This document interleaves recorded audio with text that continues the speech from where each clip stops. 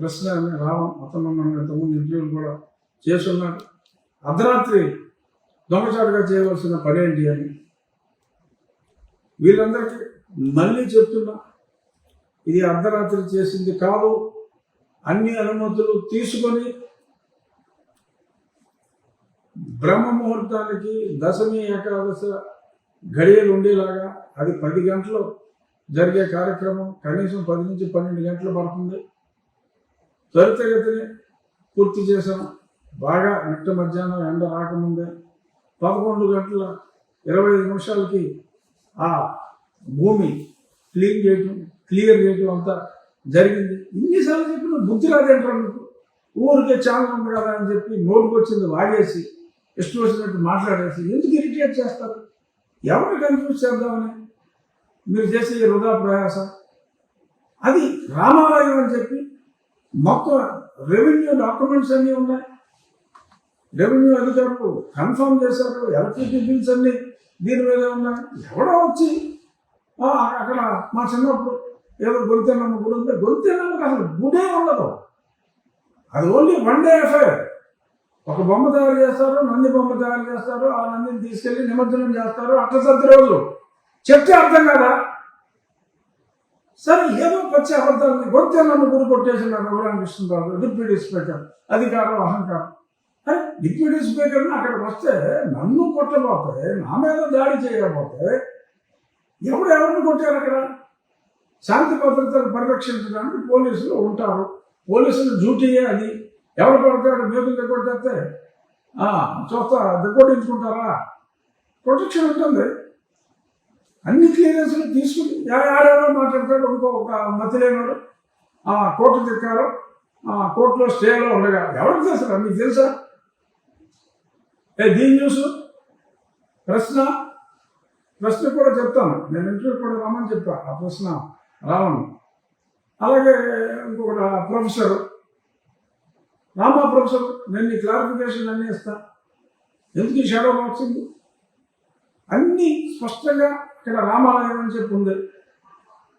ఎవడో ఒకడు మతం మారిన వ్యక్తి మాట్లాడితే నేను అన్ని అనుమతులు, మున్సిపల్ అనుమతులు అన్నీ తీసుకుని అక్కడ మతం మారిన వాళ్ళ దగ్గరికి వెళ్ళి, ఏమ్మా ఏసోకు, ఏమ్మా జాన్, హలో జార్జ్ గారు, ఇక్కడ రామాలయం కడతామని జార్జ్, మాకు మీ అనుమతి కావాలి అని అడగాల.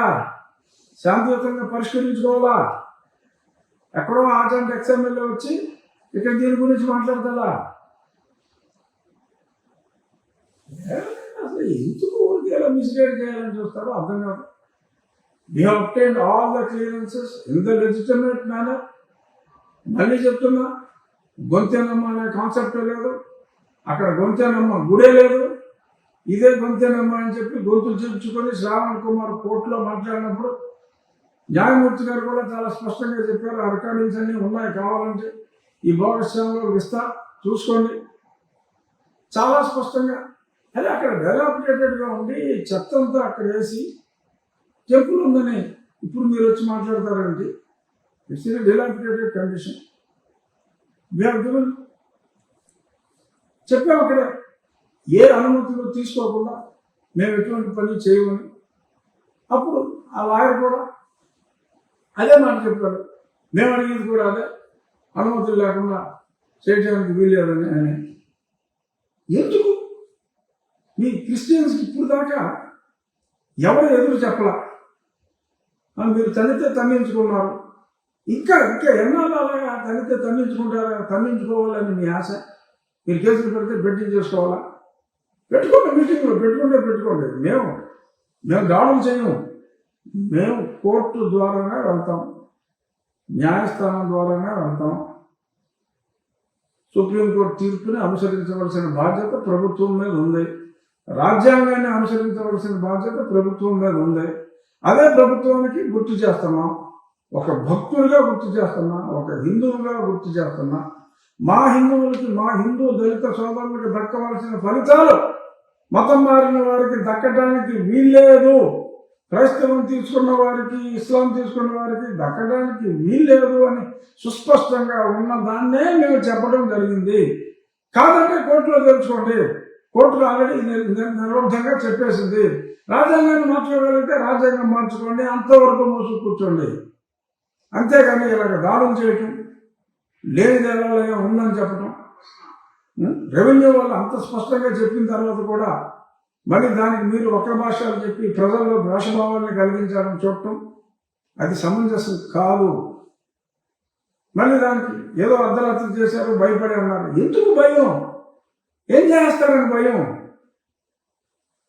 పోలీసుకి శాంతి భద్రతల సమస్య రాకుండా మేము అనుమతులు తీసుకున్నాము. ఈ రకంగా మేము ఇక్కడ సైట్ క్లియర్ చేస్తున్నాము. ఇది మా ముహూర్తం, ఇన్ని గంటల సమయం పడుతుంది. సో ఒక 12 గంటల పాటు ఈ కార్యక్రమం ఉంటుంది అని తెలియజేయవలసిన బాధ్యత మా మీద ఉంది. తెలియజేశాం. శాంతి భద్రతల్ని ప్రొటెక్ట్ చేయవలసిన బాధ్యత వారి మీద ఉంది కాబట్టి వారు పోలీసులు ఇచ్చారు.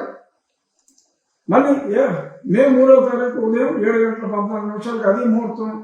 సూర్యుడు తెల్లారగానే రఘురామకృష్ణరాజు అక్కడ పూజా కార్యక్రమం అంటే స్పెసిఫిక్ శంకుని మరి శంకుస్థాపన అంటే ఆ గుడి ఫిజికల్ వర్క్ మొదలు పెడతాం. స్థలానికి సంబంధించిన వర్క్ అంతా చేసాం. ఇప్పుడు టెంపుల్ ఫిజికల్ వర్క్ స్టార్ట్ చేస్తాం 7:14 ఈ ముహూర్తం 7:14 పెట్టాం. మళ్ళీ అది చేసిన తర్వాత ఉదయమే మళ్ళీ ఇలా చేసుకున్నారని చెప్పి మళ్ళీ మీరు మాట్లాడుకుంటారేమో. మీ సోకాలు క్రీస్తు మేధావులు స్పెసిఫిక్గా అనవలసి వస్తుంది. అన్ని మతాలని సమానంగా గౌరవించే వాళ్ళం. కానీ మీరు విరుచుకు పడుతూ ఉంటే మా రావడం మీద, మా మతం మీద మీరు ఇలాగ విరుచుకు పడుతూ అబద్ధాలని ప్రచారం చేస్తూ దాడి చేస్తూ ఉంటే మమ్మల్ని మేము ప్రొటెక్ట్ చేసుకోవాల్సిన బాధ్యత కూడా ఉంది. ప్రజలకు నిజాలు తెలియాలి. మతం మారిన వాళ్ళు పెట్టి కేసులను పట్టించుకోవాల్సిన అవసరం లేదు అని తెలియచేయాలి.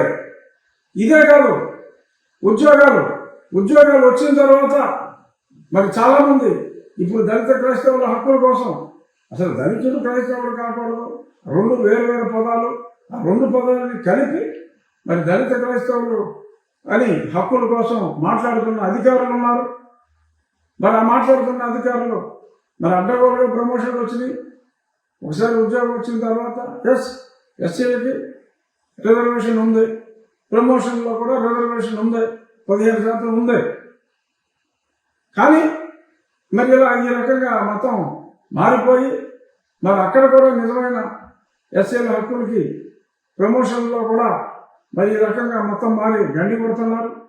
వారు కూడా కళ్ళు తెరిచి ఎవరెవరైతే రెగ్యులర్గా చర్చిలకు వెళ్తున్నారో, ఎవరెవరైతే క్రిస్టియానిటీ ప్రొఫెస్ చేస్తున్నారో వాళ్ళకు వచ్చిన ప్రమోషన్ని డిమోట్ చేయాలి అని చెప్పి మిగిలిన వాళ్ళు కూడా మిగిలిన ఇతర బీసీ ఓసీ వాళ్ళకి రావాల్సిన ప్రమోషన్లు